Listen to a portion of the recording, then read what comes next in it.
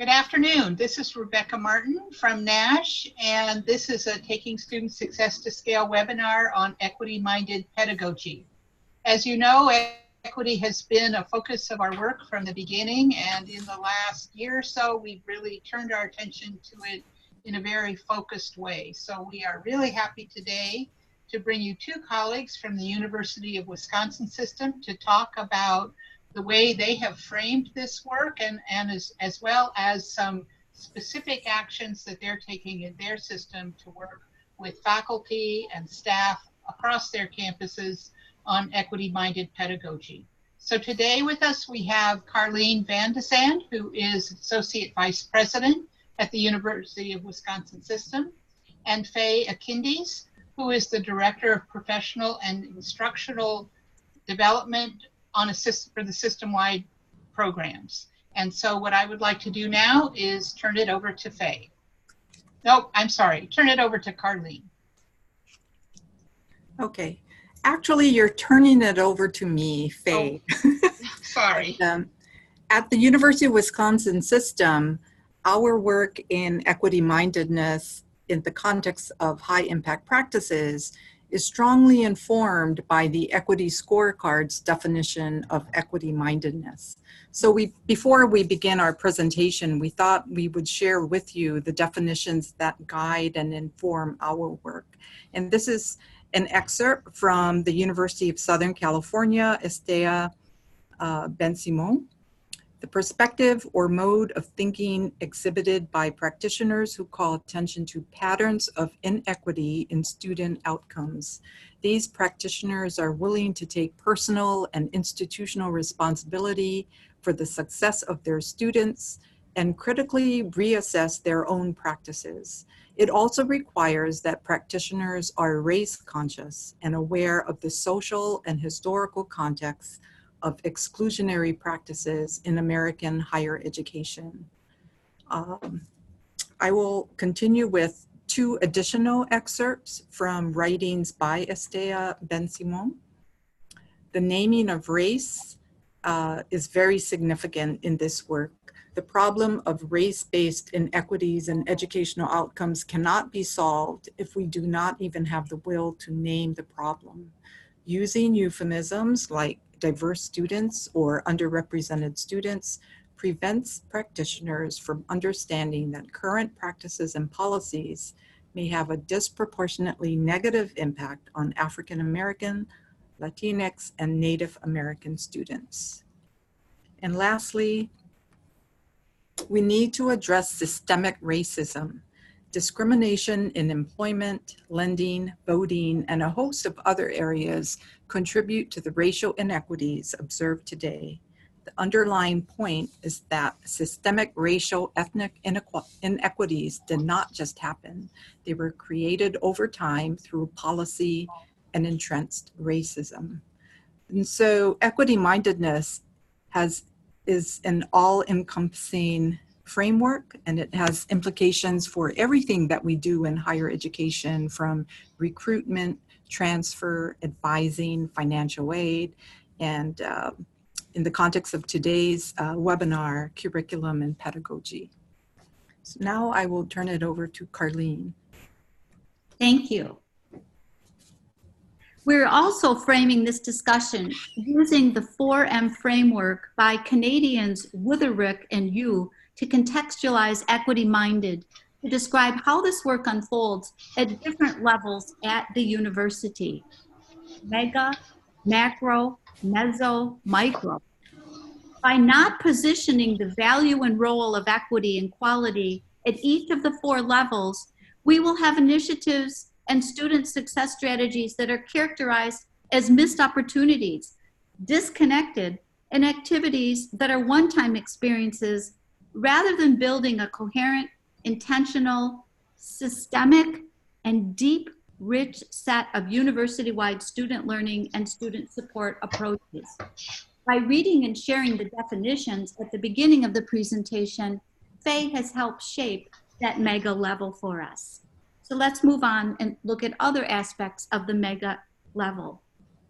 At the mega level, go ahead and advance. positioning and framing the work about equity and pedagogy is a key step to its success. Pedagogies and how we implement them have a philosophical and value foundation found at the highest levels of the 4M framework. The notion of equity and pedagogy requires that we create equitable and inclusive environments. The classroom environment is a critical area for ensuring the integration of values, supporting what it takes to make a student successful. The quality of the classroom environment is necessary to assist us to meet our mission to grow leaders and change agents for tomorrow. The notion of equity and pedagogy combined also requires that we examine the structures, practices, and policy barriers we may have at the micro and macro levels that impede our mission and thus influence student success. Let's move on. This work is squarely at the intersection of all that we do in higher education. Systems and our colleges and universities find themselves in the midst of complex discussions about equity-mindedness, about our own policies and practices, and how we navigate ideological dilemmas such as free speech, which is about whose voice and whose knowledge is of most worth. In order to frame the work around pedagogy and equity, I've directed us to the 2019 SHIELD report, Quality Assurance and Improvement in Higher Education, the Role of the States, and our own Rebecca Martin co-authored that report. From this report, we gained a deeper understanding of why and how equity is linked to our work. Three main points from this report that highlight the relationship of equity-minded approaches and quality are, number one, quality assurance and the furtherance of equity are interdependent. Number two, authentic quality assurance must promote equity. And number three, efforts to advance equity must incorporate attention to quality assurance. These are not separate attributes. They are intertwined, and they both need to be intertwined in our equity framework at the mega level. At the mega level, commitments to this work are inconsistent across states, state systems, across universities themselves, and by region. The importance of leadership giving voice to equity is very much a part of the discussion about the value and quality of higher education. For some states and state systems, it is put right out there in strategic plans, equity, diversity, and inclusivity plans, complete with metrics, such as those we find at the University of Michigan, the University of Minnesota, the Utah system, the Cal State system, the State University System of Florida, and the University System of Maryland, to name a few, where other states may position this work under student success goals. In order to support equity at the campus levels, we need value statements. We need commitments for shared vision and infrastructure to support this work. We need plans with goals and metrics. We need communication that can take the big picture and link it to local campus initiatives. And we've also found multifaceted educational and supporting commitments in those state systems that I have plans that I have been able to study. The support is financial, supported by metrics and a clear data collection and reporting structure. This work is influenced in recruitment plans, student success plans, and support for research at the system and campus level around this work. Most importantly, I think, is that these systems with these quality plans have evidence-based support to drive action to identify and close achievement gaps. So those are all attributes that we see at the mega level, at the system level. I'd like now to describe the macro level, what's happening at the University of Wisconsin system. As a system, we are asking, what are the gaps in access, affordability, and opportunity related to student success? However, we need to take that question further and look at the classroom practices that support student success or practices that could be barriers to student success. At the UW system, we're looking at maintaining the focus on equity, and this is ongoing work. As a system, we need to examine and ask how well equipped are our institutions to do this work? Do we have measures in place and the capacity to analyze and report data in nuanced ways? Do we have a shared language and platform to communicate that shared understanding? What are professional development models that are in place to assist faculty and staff to be challenged and to try new teaching approaches or to critically analyze their current work? And lastly, what are the data collection and communication ties and connections about results? In terms of broadening engagement of others, as a system, we need to ask, how have we engaged institutional leaders and faculty? Are we focusing on the right things when we bring people together? We have many system convenings, and we're investing in people through professional development, through sponsoring scholarship of teaching and learning projects that Faye will talk about, through system conferences with themes related to quality, equity, high impact practices, by investing in professional development for our directors of teaching and learning centers around the state to develop their equity frameworks for their work. We also are taking advantage of our networks of national leaders, such as those with NASH and Complete College America. And we're investing in new tools through the Educational Advisory Board Navigate program to support our 360 advising strategy, through College Source, Transferology, and tests to assist our students and their advisors to work for a seamless transfer experience. And we most recently completed a year of AQ professional development training models at several of our institutions. We seek to improve our measures of quality by including an equity framework with how we use data and to use data constructively. We have measures about quality that focus on major outcomes, but they're not granular enough to get at equity issues and achievement gaps. We look at the number of graduates at the state and institution level, but we're not probing to see who is graduating and who is not, and what is preventing them from graduating. We look at retention rates, but we're not looking to see who we are not retaining. We're looking at graduate employment, but relating which student groups are still challenged is something that we don't report on. We look at alumni satisfaction without asking if all portions of the alumni are satisfied. We look at economic mobility of students, but what does this look like across all sectors of our graduate and alumni population?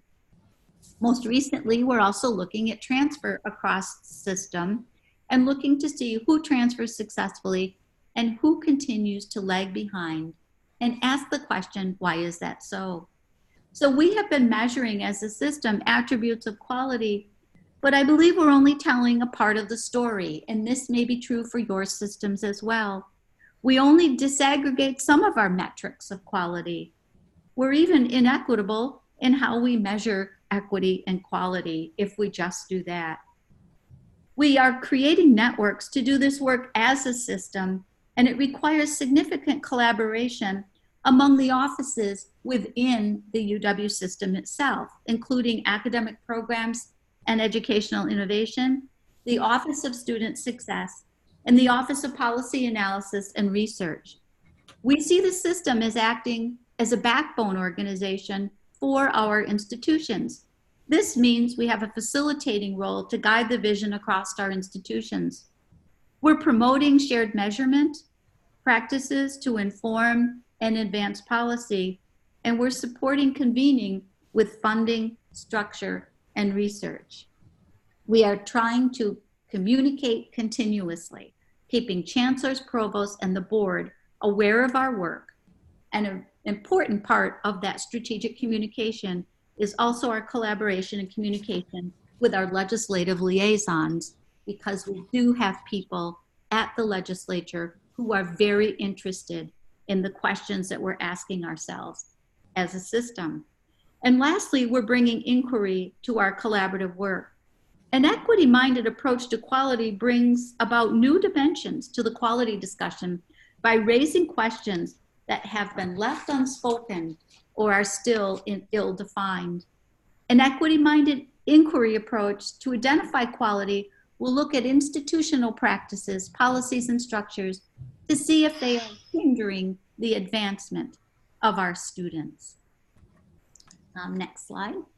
We are trying to build the equity-minded framework across the system through professional development support, through the establishment of communities of practice, and I believe Faye will give us some examples of that, by how we collect data in a reliable and consistent way, by interrogating our policies and looking to support shared definitions, procedures, and guidelines.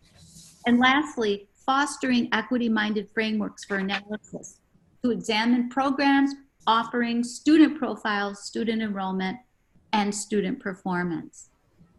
As a system, please advance. As a system, we hope to deliver regional professional development using a digital learning environment to create more faculty collaborations. That's something we're aspiring to do. We want to engage our institutions in system-wide convenings where we all focus on challenging big questions together. We want to implement system-wide strategies to develop shared methodologies to measure, to track, and report on student success. Our new tools that we have purchased and the training that we are providing our campuses right now will allow us to do that. Also implementing communities of practice and coordinating our communication routines about what we are doing. Next slide, please. As a result of this work of applying both an equity and quality lens, we hope to see a shift in culture, and we have seen evidence of this. An equity approach will move us from a blurry picture of the current state of student performance and equity to a more focused view of the issues.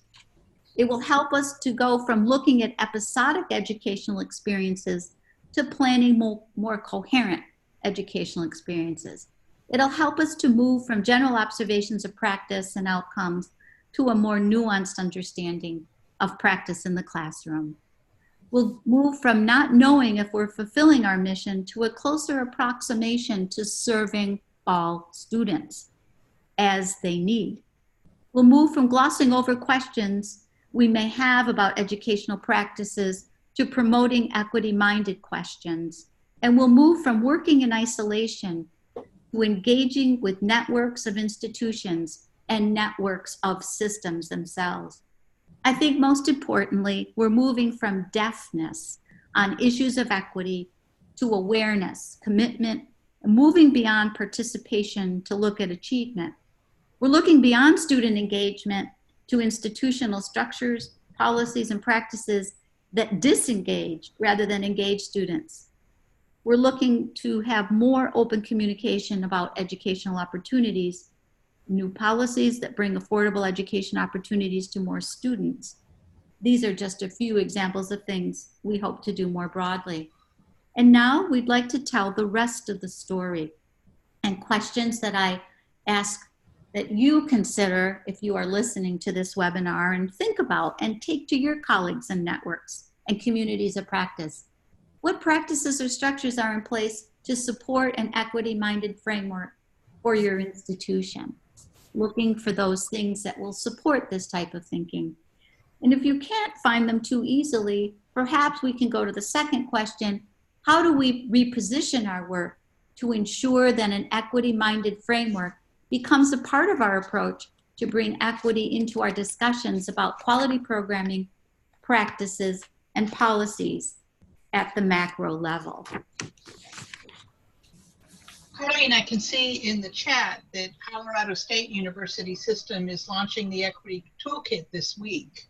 And I think that is in fact based on the same equity-minded framework that you have been talking about. And in Georgia, they're working on definitions in their high impact practices taxonomies, definitions of equity, so that they can best support each other across institutions in implementing and accessing equitable HIPs on campuses in terms of both student development and results. I think those are both good examples to address the questions that you're asking here. Yes, and they both reflect, I've looked at, I believe both of those systems, and they both reflect those attributes that I was talking about that need to be there about the data and the framework. So thank you for sharing those. Mm-hmm. If I was asked a recommendation, what is needed to accomplish this work, I think that we've seen giving value to the relationship of equity in all of our conversations is helpful. To make equity visible through reports, data analysis, discussions, and our professional development. And I think with the examples Rebecca just shared, I think creating compelling narratives that focus on equity and observations about equity. And lastly, inviting everyone into this work. Okay, Faye, we're ready to transition, I believe, to All right, thank you, Carlene. other two levels. Okay. So this 4M framework is very helpful in situating my work with faculty and instructors and centers for teaching and learning at the 13 institutions in the UW system. It reminds me that we are not working in isolation, but are embedded in larger institutional structures that inform our work. Today, I will address faculty development programs in the UW system and ways that we are integrating equity-minded pedagogy in 3 long-standing programs that originated 40 years ago in 1979. But first, I'd like to provide some historical context. First of all, faculty development as we know it today in the US emerged in the 1960s and 70s alongside ethnic studies. The student movement of sit-ins, teach-ins, marches, and walkouts that led to the diversification of curricular and pedagogical approaches in higher education is also responsible for faculty development as we know it today. So the integration of histories, experiences, and voices of First Nation, Black, Latinx, and Asian American students sparked the need for faculty development in equity, diversity, and inclusion. I was surprised to read this history in A Guide to Faculty Development because in my 20 years as a faculty member at UW Parkside, race and ethnicity were not often included or central in faculty development programs. And if they were included, they tended to be episodic and not an ongoing concern. Because of this, I am really pleased and thrilled that NASH and the UW system and other institutions of higher education in the United States are now supporting equity-minded pedagogy. With our HIPS work, we have an opportunity to re-engage with equity in the classroom, not as a passing fad, but as a sustained effort for real change. And for this reason, I do not see equity-minded work as having a deadline, but it should remain in the center of our work into the future. And just a reminder of the relevance of equity and the presence of the 60s and 70s on our campuses today, a recent study was conducted among 120 student newspaper editors at colleges throughout the US. The editors were asked, what matters most to students today? The #1 response was race and inclusion. So in the UW system, in terms of the historical context of what I'm addressing today, in 1977, a small group of faculty led by a chemistry professor from UW-Madison formed UTIC, or the Undergraduate Teaching Improvement Council. That small group grew into a system-wide committee, and in 2000, UTIC had a name change to the Office of Professional and Instructional Development, or OPID, which remains in place today.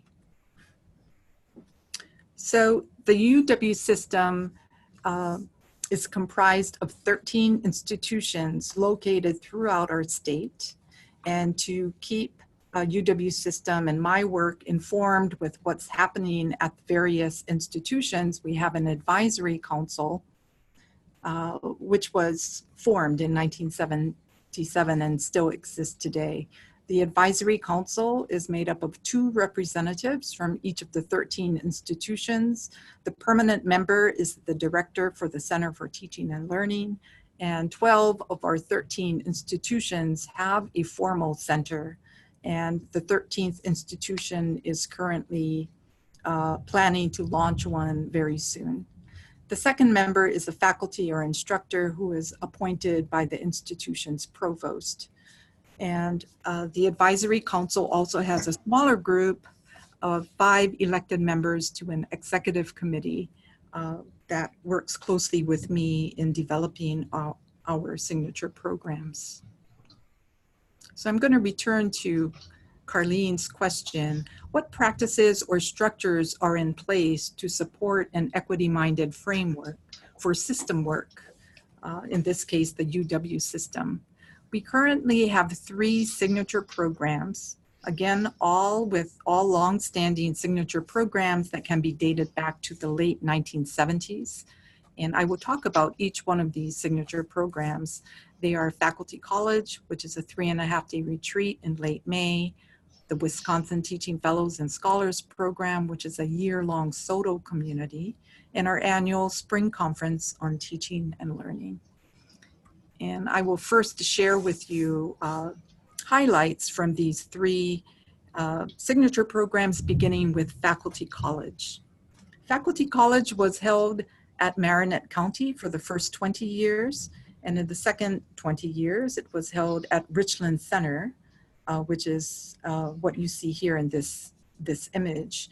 Richland Center is home to our smallest campus in the UW system. It's actually a branch campus. And this past May, we celebrated the 40th anniversary of Faculty College, bringing back leaders from the past. These are nationally known leaders who were involved in the Carnegie Foundation's work on SOTL.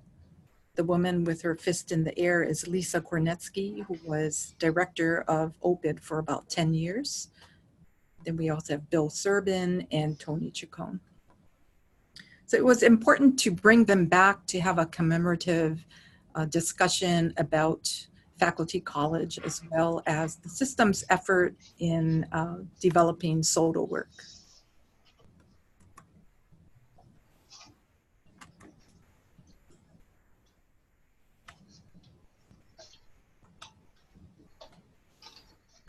Okay, one of the questions we ask ourselves whenever we organize signature programs such as Faculty College is, who is absent? You know, who is present, who is absent, whose voices are not being heard?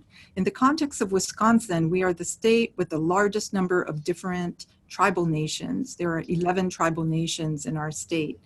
And so for Faculty College 2018, we invited 2 members from the First Nations Education Center at UW Green Bay to open with a plenary discussing Indigenous knowledge systems, multiple epistemologies. And we continued this practice throughout Faculty College as well as the other signature programs. We invited Ann Bastine, who had just recently received a MacArthur grant for her very innovative work on community-based learning with senior citizens. We invited a theater practitioner who focuses on theater as a means of understanding conflict. And so we disrupted the traditional programming of Faculty College, taking faculty and instructors outside of the classroom and using innovative approaches to address conflicts in higher education. And the image at right dramatizes their final presentation on the last day of Faculty College. Faculty College is a place where faculty and instructors from throughout our system can meet strangers who quickly turn into colleagues and friends. There's a lot of joy that emerges in discussions about teaching and learning.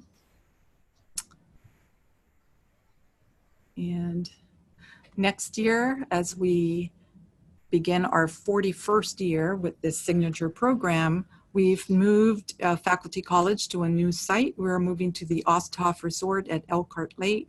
And rather than having multiple workshops, we decided to focus on one theme, equity-minded pedagogy. And we've invited Dr. Stephen Brookfield from Minnesota to give a keynote and to also serve as our workshop facilitator. And this particular faculty college will also have multiple tiers of professional development, not only for faculty and instructors, but also for directors of the Centers for Teaching and Learning, who will facilitate small group discussions during the workshop. So this is a slight shift that we're making in this long-running signature program. Again, aligning our faculty development work more closely with initiatives that are key to the UW system.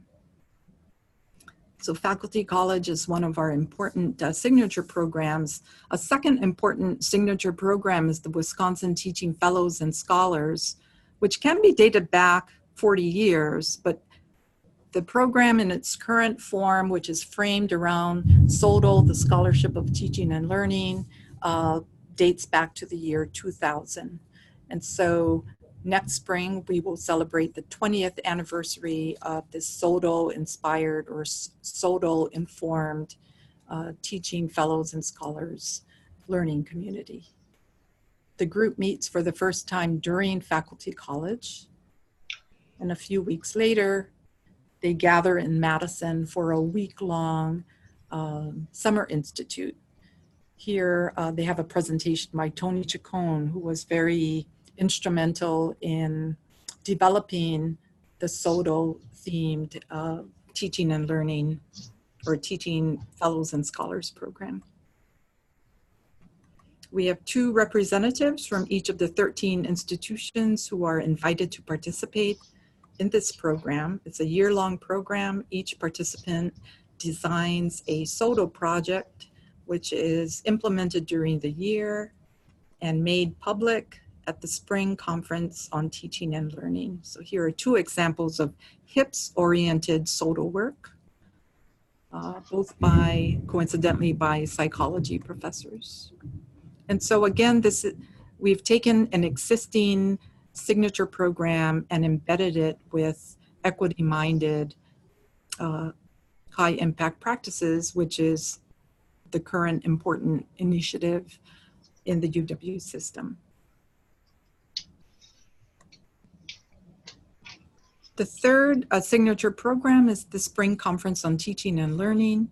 In 2018, we invited Dr. Wesch, who's probably one of the most innovative professors, teaching professors in the country, and he was awarded for his work by Carnegie. He was a Carnegie Professor of the Year award winner. He has a very strong presence on YouTube, and he integrates social media in his cultural anthropology courses at Kansas State University.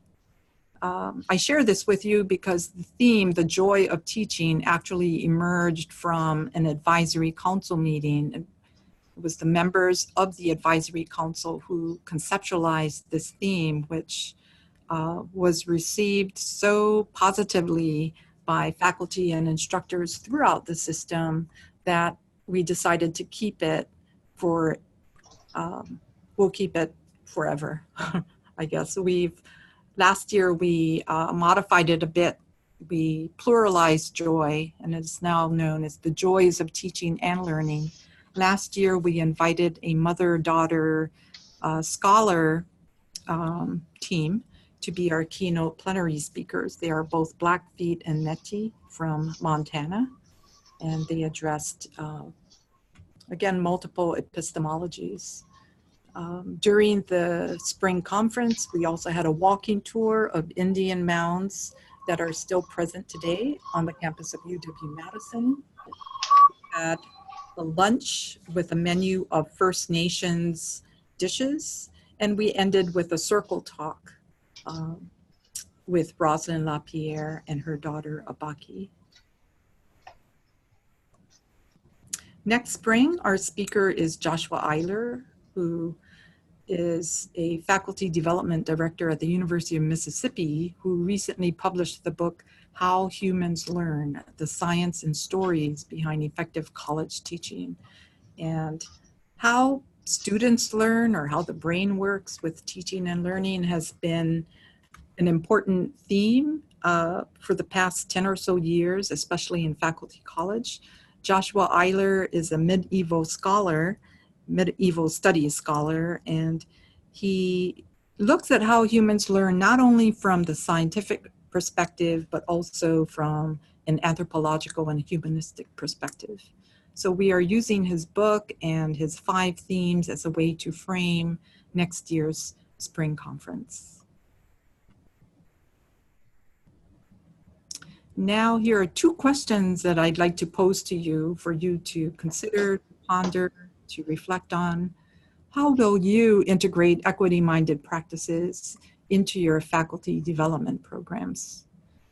And how will you empower your faculty and instructors to embody equity-mindedness? So Faye, our colleagues at Colorado State University, back again, say that their Institute on Teaching and Learning incorporates inclusive pedagogy resources into their annual professional development institutes. And they've also developed a teaching effectiveness framework that incorporates inclusive approaches across all eight domains, as well as including a domain specifically focused on inclusive pedagogy. And so, you know, they've got both a framework that they're working with that reflects this, and programs that use that framework. Mm-hmm. A different approach in the University of Texas system. Rebecca Karoff says that many of their universities are putting more data into the hands of department chairs and faculty that reveal the equity gaps and generate conversations about how to choose them. So that important role of data and getting that in front of the people that can really influence the outcomes, I think, is an important piece as well. Yes, I will need to research both institutions. I didn't mention data analytics, but that is an area that the UW system is currently very interested in, especially to inform our work in faculty development. I'd like to share with you a few examples of some equity-minded faculty development projects that are happening at the institutional level at 4, and these are just a few examples, but at 4 of the institutions in the UW system. UW Green Bay has developed a community of practice. I believe it's a year-long community practice focusing on equity-minded institutional change. They just released the call very recently over the past few weeks. UW La Crosse has developed equity liaisons who are present in each unit at their university, and their work begins with data that they then share with faculty and instructors in their units to be a springboard for developing changes in teaching and learning. UW Milwaukee, which has a very impressive faculty development program. Milwaukee is one of the 2 Research One institutions in the UW system.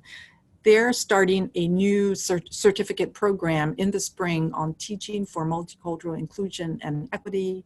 They also have a workshop next month on inclusive teaching with Professor Amir Ahmad, and their January annual symposium will focus on achieving equity. Very interesting in my conversations with the director of the Center for Teaching and Learning in Milwaukee. She says that her institute, although her institute has engaged in high impact practices for many years, it was the focus on equity mindedness that is a very important reminder on how equity is often overlooked as the lens through which she and her team produces faculty development programs. So identifying high impact practices, specifically as equity-minded high impact practices, has given their development work a more meaningful and deepened focus on equity equity-minded issues. And lastly, UW Parkside reinstituted its Summer Institute for Inclusive Pedagogy this past summer. They received a 3-year internal grant to do so. And what's interesting about this is that the University of Wisconsin Parkside has addressed 2 factors that I think are key to developing faculty development programs. The first is to provide a summer stipend, a financial incentive for participation, and secondly, it's a year-long program. So it's not short-term, it's not episodic, but the group meets periodically during the year for a whole year. So these are just a few of the examples of activities happening at the institutional level, at the very micro level in the UW system. And I think now we're, another event that's happening in Wisconsin is an Equity in the Classroom conference in early December. And what makes this event special is that it is co-presented by 3 of Wisconsin's state systems. And so the UW system is collaborating with the Wisconsin Association of Independent Colleges and Universities, the private sector, as well as the Wisconsin Technical Colleges. And we've secured 2 speakers who are actually more, they'll be facilitating a very interactive workshop as opposed to delivering a keynote address. Dr. Gloria Ladson-Billings, Professor Emerita of Education, and Running Horse Livingston, who is president of Mathematized. They will both be key speakers, and we will have 5 sites meeting consecutively. The speakers will be in Madison, but we also have university sites, regional sites in Eau Claire, Milwaukee, and 2 other sites that I can't quite remember. But there'll be 5 regional sites at this statewide event, and 60 Forward is an initiative funded by the Lumina Foundation.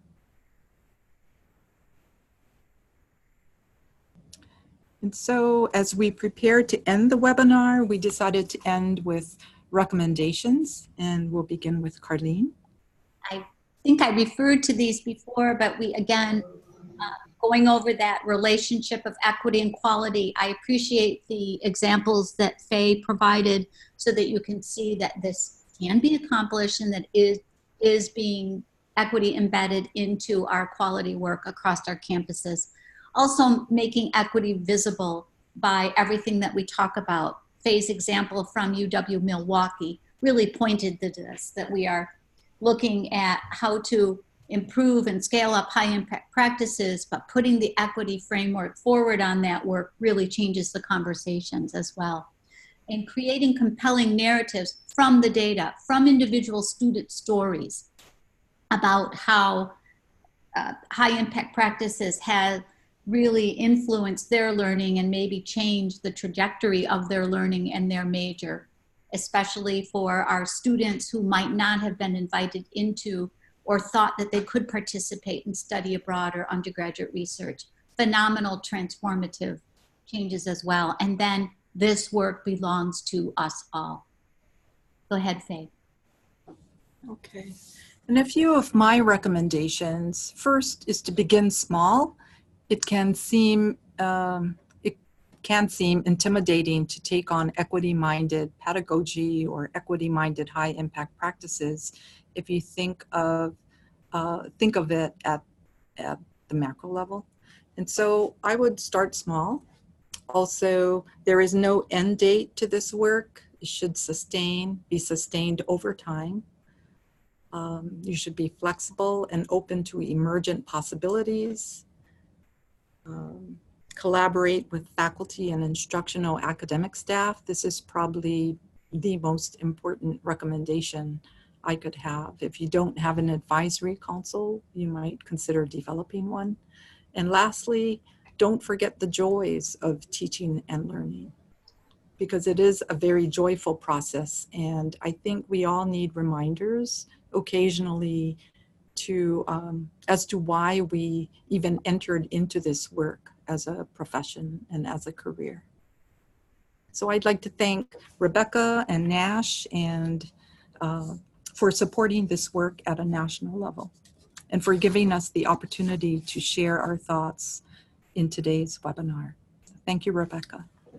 And I would like to thank Carlene and Faye for sharing their perspectives on this. I think it's very impressive to see how deeply they've thought through this work, how much work they've done to translate those great ideas into the, you know, very concrete examples of work across their system. And so thanks to all of you for joining us for this webinar, and we look forward to seeing you again in the future as we continue to find ways to bring equity to the center of our student success work.